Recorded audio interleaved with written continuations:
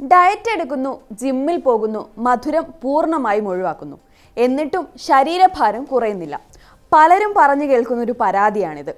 ആരോഗ്യകരമായ ഭാരം നിലനിർത്തുക എന്നതാണ് എല്ലാവരുടെയും ആഗ്രഹം. എന്നാൽ ആഗ്രഹമുണ്ടായിട്ടും വിചാരിച്ച റിസൾട്ട് കിട്ടുന്നില്ല എന്നത് അവരെ നിരാശയുടെ പടുകുഴിയിലേക്ക് നയിക്കുകയും ചെയ്യും. എവിടെയാണ് പിഴച്ചതെന്ന് ചിന്തിച്ച് തല പുകക്കേണ്ട.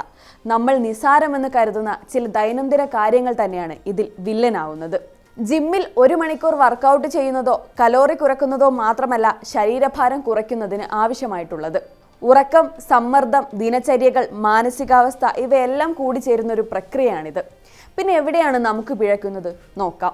സമയമില്ലാത്തതിന്റെ പേരിലോ വിശപ്പില്ലാഞ്ഞിട്ടോ പലരും പ്രഭാത ഭക്ഷണം ഒഴിവാക്കാറുണ്ട്. ഇത് ശരീരത്തിനുണ്ടാക്കുന്ന ദോഷങ്ങൾ നിങ്ങൾ വിചാരിക്കുന്നതിലും അപ്പുറമാണ്. ബ്രേക്ക്ഫാസ്റ്റ് ഒഴിവാക്കുന്നത് മെറ്റബോളിസത്തെയും രക്തത്തിലെ ഷുഗറിന്റെ സന്തുലിതാവസ്ഥയും തകിടം മറിക്കുന്നു. കൂടാതെ വിശപ്പ് ഹോർമോണുകളെ ഉത്തേജിപ്പിക്കുകയും ചെയ്യും. ഫലമോ കലോറി കൂടുതലുള്ള ഭക്ഷണങ്ങൾ അമിതമായി കഴിക്കുന്നതിലേക്ക് ഈ ശീലം നയിക്കുന്നു. മറ്റൊന്ന് സോഡകൾ, എനർജി ഡ്രിങ്കുകൾ, മധുരമുള്ള കാപ്പി എന്നിവയുടെ സ്ഥിരമായ ഉപയോഗമാണ്. ഇവയിൽ 25 മുതൽ 40 ഗ്രാം വരെ പഞ്ചസാര അടങ്ങിയിട്ടുണ്ട്.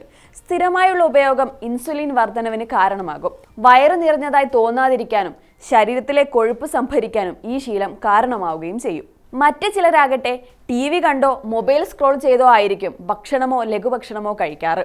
ഇങ്ങനെ ചെയ്യുമ്പോൾ ഉദ്ദേശിച്ചതിലും കൂടുതൽ ഭക്ഷണം കഴിക്കുന്നതിലേക്ക് നയിക്കും. പ്രത്യേകിച്ച് പാക്കറ്റ് ഫുഡുകളൊക്കെ കൂടുതലായി കഴിക്കാൻ ഇടയാക്കും.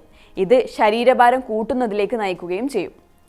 ശരീരഭാരം കുറയ്ക്കാൻ ആഗ്രഹിക്കുന്നവർ ദിവസം 6-7 മണിക്കൂർ ഉറങ്ങണം. ഇല്ലെങ്കിൽ ഗ്രലിൻ, ലെപ്റ്റിൻ തുടങ്ങിയ ഹോർമോൺ അസന്തുലിതാവസ്ഥയ്ക്ക് കാരണമാകും. ഇതിന്റെ ഫലമായി പഞ്ചസാര അടങ്ങിയ ലഘുഭക്ഷണങ്ങളും സംസ്കരിച്ച കാർബോഹൈഡ്രേറ്റുകളും കൂടുതലായി കഴിക്കാനുള്ള ആസക്തി വർദ്ധിക്കുമെന്നും പഠനങ്ങൾ പറയുന്നു. അമിതമായ സമ്മർദ്ദം മറ്റൊരു വെല്ലുവിളിയാണ്. ഇതിന്റെ ഫലമായി പഞ്ചസാര അടങ്ങിയ ലഘുഭക്ഷണങ്ങളും സംസ്കരിച്ച കാർബോഹൈഡ്രേറ്റുകളും കൂടുതലായി കഴിക്കാനുള്ള ആസക്തി വർദ്ധിപ്പിക്കുമെന്നും പഠനങ്ങൾ പറയുന്നു. അമിതമായ സമ്മർദ്ദം മറ്റൊരു വെല്ലുവിളിയാണ്.